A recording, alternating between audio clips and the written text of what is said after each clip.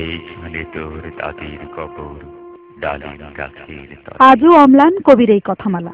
কবি নেই, কিন্তু কবির চিন্তা, চেতনা, ভাব, ভালোবাসা আজও মানুষকে আন্দোলিত করে, ভাসিয়ে নিয়ে যায় দূর অতীতে, কখনো বর্তমানে, কখনো বা ভবিষ্যতে।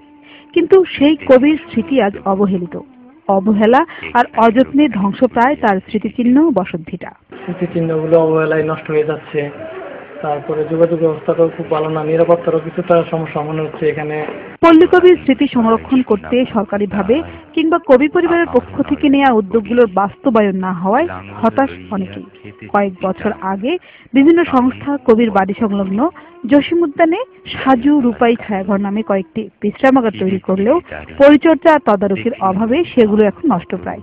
দেশ বিদেশ থেকে আসা ভক্ত দর্শনার্থীদের প্রতিদিনই পড়তে হয় নানা বিড়ম্বনা। বসার কোনো জায়গা নাই, ব্যবস্থা নাই, যে পানি খাবো, কোনো খাবার পানির কোনো ভালো ব্যবস্থা নাই। তবে সাংস্কৃতিক মন্ত্রণালয়ের আওতায় একটি কমপ্লেক্স তৈরির কাজ প্রায় শেষ। তা আসছে জুনের শেষ সপ্তাহ নাগাদ সবার জন্য উন্মুক্ত করতে পারবেন বলে আশা করছেন জেলা প্রশাসক। 30 জুনের মধ্যে আমাদের এই কমপ্লেক্সটা চালু করতে পারবো।